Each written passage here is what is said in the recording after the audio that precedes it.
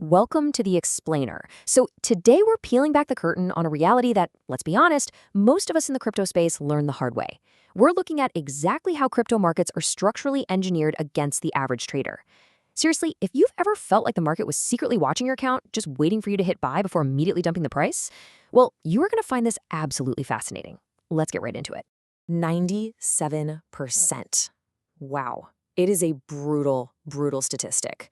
Now, this specific figure actually comes from an academic study of the Brazilian equity futures market. They tracked day traders over 300 days, but it's widely applied to crypto for a very good reason. It represents the overwhelming failure rate of retail day traders. This establishes the incredibly high stakes of what we call information asymmetry. You're stepping into an arena where the odds are massively, and I mean massively, stacked against you right from the starting line. When I read this quote from the Bank for International Settlements, it honestly gave me chills. So they tracked retail crypto app usage across 95 different countries. And what they found is just staggering. They noted that during major meltdown events, think the Terra/Luna collapse or the FTX bankruptcy, sophisticated institutional players were consistently on the other side of retail buying pressure, distributing their holdings into the panic demand of smaller investors. Think about that for a second. While everyday retail traders were out there trying to catch a falling knife, the whales were literally feeding on their panic. Talk about being exit liquidity, right? Okay, so here is our roadmap for this explainer. We're going to cover why retail traders fail, expose some notorious market maker traps, look at the extreme danger of leverage, break down trading psychology and lagging indicators, and finally, we'll tie it all together with a real-time case study on Starknet. Let's jump in. Part 1. Why retail traders fail. It's absolutely crucial to understand that this system is fundamentally adversarial. The strategies most retail traders use, they're built for orderly, traditional financial environments, not the absolute Wild West of digital assets. And look, financial literacy alone simply cannot beat psychological attrition. There are several behavioral roadblocks working against us. We've got the information asymmetry we just mentioned, but there is also the psychological warfare. Overconfidence and FOMO, fear of missing out, drive these impulsive entries. Then there's the disposition effect. That's when you cut your winners way too early just to feel good about a tiny profit. But you hold your losers way too long because you just don't want to admit you are wrong. But perhaps the most dangerous of all, revenge trading. That is when a really painful loss drives a trader to immediately take impulsive, oversized positions right into institutional distribution. Section 2. Market maker traps exposed. Now we're pivoting to the so-called villains of the market. Market makers don't just sit back and passively facilitate trades. No, they actively shape price action to trap retail money. Let me ask you this. Have you ever been stopped out of a trade only for the market to magically reverse and go exactly in the direction you originally predicted? Yeah, me too. You were likely the victim of a liquidity sweep, also known as a stop hunt. As defined here, it's a deliberate price move beyond a key technical support or resistance level. The whole point is to trigger a cluster of retail stop-loss orders, which generates the counterparty liquidity needed for massive institutional buys. Let's walk through the exact anatomy of how this works.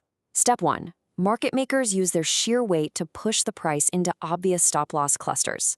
Step 2. Retail gets flushed out and liquidated. And step 3. By triggering all those automatic sell orders, institutions instantly generate the counterparty liquidity they need to fill their massive buy orders, and they do it without slipping the price. Once their bags are fully packed, they reverse the trend. The crucial takeaway here is that obvious, predictable retail stop placement is highly, highly useful to someone with the capital to exploit it. Section 3. The danger of leverage. If market maker traps are the sniper rifles of crypto, over-leveraging is the weapon of mass destruction. Let's look at November 2025. Bitcoin dropped from a $120,000 peak down to $81,600. When it breached that psychological support level, it triggered automated stop-loss engines for highly leveraged long positions all at exactly the same time.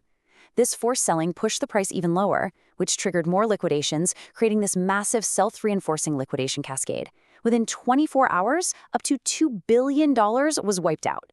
That's right, billion with a B. 396,000 individual retail accounts were forced closed. Now, normal volatility barely registers on spot markets, but with leverage, it can completely obliterate your account. I mean, there was a single $36.7 million loss recorded on Hyperliquid during this exact event. Section 4. Psychology and lagging indicators. Let's expose the technical tools retail traders rely on, because the charts you might be looking at every day are actually feeding you delayed, dangerous information. When retail traders use lagging indicators like the RSI or fixate on rigid geometric chart patterns, there's a huge problem. These tools calculate their values entirely from historical data. They trail real-time market intent. Basically, retail is out there trading historical ghosts. On the flip side, institutions are using tools like cumulative volume delta, VWAP, and real-time on-chain flow. They aren't looking at the past. They're tracking actual, aggressive buying and selling in the exact moment it happens. So what's the ultimate structural warning sign of an engineered bull trap? It's delta divergence. This happens when the price sets a higher high on the chart, but the underlying aggressive buying volume actually drops. It essentially means the price move is running on fumes. The chart projects strength to trigger your FOMO, but the smart money is passively absorbing those retail buy orders using limit sells. They're quietly distributing their assets right before the bottom drops out. Section 5. Case Study on Starknet or STRK. Okay, we are now going to test your brand new trap-detecting vision on a massively trending altcoin. Starknet has been generating unbelievable hype recently. It just saw a 35% price surge, hitting 0.061, and that came with a massive 400% spike in daily volume. It's totally riding the hot privacy coin narrative right now, alongside tokens like Zcash and Dash. The main catalyst? Their April 2026 Shinobi upgrade. This rolled out post-quantum secure wallets, effectively transforming Starknet into a privacy-centric Layer-2 engine. On the surface, the bullish momentum looks absolutely incredible. But let's look ahead and see how this builds across their roadmap. You can clearly see the Shinobi upgrade in April, but I want you to look specifically at May 12, 2026. This is the scheduled launch of StarkBTC, which will allow Bitcoin holders to tap into decentralized finance via a shielded environment. Naturally, this entry into the BTC-Fi market is generating a tidal wave of retail hype and bullish sentiment. Everyone's talking about it. But wait, let's apply our institutional thinking for a second. Look back at the very first item on that roadmap. On January 15, 2026, 127 million STRK tokens, valued at roughly $10 million, were unlocked and released to early investors. So we really have to ask ourselves the critical question here. Is all this narrative hype surrounding the May 12th BTC-Fi launch just an engineered mechanism? Is it designed to generate the massive retail liquidity needed so those early investors can quietly unload their newly unlocked tokens without crushing the price? Now look at this technical data provided by LBank. There is a massive contradiction staring us right in the face. The moving averages, which track the recent price trend, are screaming buy with 11 buy signals. But the oscillators, like the RSI and CCI, which gauge actual momentum, are screaming sell with 6 sell signals. This contradiction right here is exactly what a trap looks like. The trend looks strong enough to induce your FOMO, but the underlying momentum is totally exhausted and overbought. So, what's the crucial takeaway from all this? Don't just blindly trade the pattern or the narrative. When you're looking at a chart like STRK, you need to look way past the lagging indicators, wait for actual volume confirmation or a retest of that key 0.060 hurdle before you give in to FOMO. Remember, institutions are patient, retail is impulsive. You need to align your actions with the actual capital that moves the market. I really want to leave you with this final, provocative thought. Everything we've covered in this explainer today points to a system that is fundamentally built to capitalize on predictability and human emotion. In a market structurally engineered to sweep your liquidity and trap your capital, are you trading the asset or is the asset trading you? Think deeply about that before your next entry.